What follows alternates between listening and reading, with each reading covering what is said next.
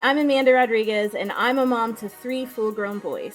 Over the last 17 years, we have spent thousands of dollars on youth sports. So now I want to help other families save money while fostering a healthy future for their kids. In my background, I remember my parents struggling a lot, but working really, really hard to make sure that myself and my brother were able to go to college. I think what I did learn from that, though, is that it's very important to prioritize. Before becoming a mom, I can't even say that I had net worth. My husband and I, we were living in San Francisco, and the cost of living there was super high. I made under $40,000 a year. So when we found out that we were having our son, I was 22. We decided that we're going to move to Maryland because I really wanted to stay home to raise my son. It was a major sacrifice, obviously losing one income, but we did that so that we would be able to afford to have a baby. Around 2003 is when we had just bought our new home. We were at a point where we could afford to add some extra spending things into his life. I saw the kids playing soccer outside, and I thought it would be something fun for my son to partake in as well. It was like, a $30 activity class. I assumed that for all of sports for youth, that is what it would be like. I was wrong.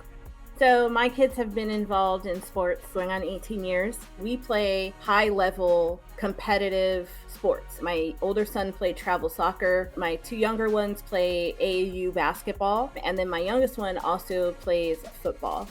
We've spent about $6,000 a year on our kids for sports, which at this point equates to about $70,000 right now on sports for all 3 of our kids over the course of 18 years.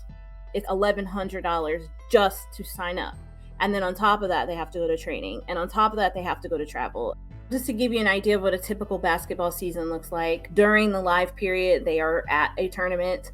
Every single weekend, college coaches are able to come out and watch the kids play. The weekend was like $700 to stay at the hotel. You're doing that every weekend for 6-7 weekends, and then you have to worry about how much the gas is to get there, how much food you're going to eat. I'm talking about all of that.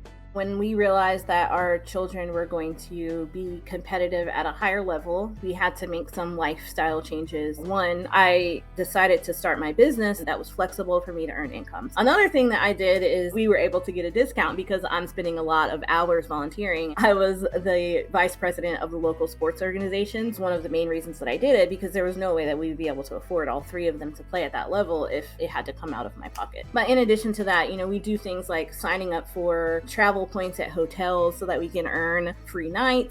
In terms of budgeting for sports, it's very hard to know how much it's going to cost from year to year. If your child's going to make a certain team or if they're going to have a certain opportunity. And with that in mind, it's sort of how I determine my client load. I guess I need 5 clients this year instead of 4. My husband's income is to take care of our home, but my income for the most part is to make sure that they're able to have the trainings that they need.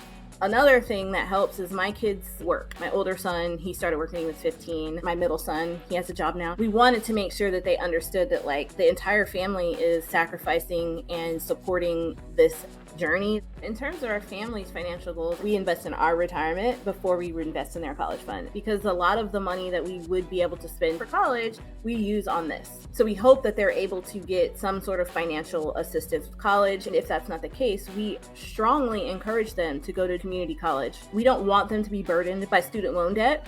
With my older son, when he got to the point around 10th grade where he was like, I'm not going to be a soccer player. That's sort of when we were like, well, that's great. We will save for you to go to college instead.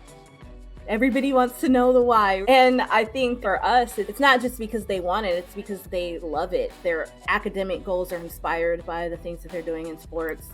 For other families that are going on this journey with their kids, it's really important to do your research on that and figure out where your money is going and how you're investing it. And ask questions up front. You want to sign up with the organization that is going to tell you from the beginning how much it's going to cost to be involved in that experience. And then you're able to plan better if you know what to expect. A lot of parents get into this and they get really far down the road and then come to the realization that their kid's not really as into it as they are. And I think that if you want this to work for you, your kid has to be driving this bus.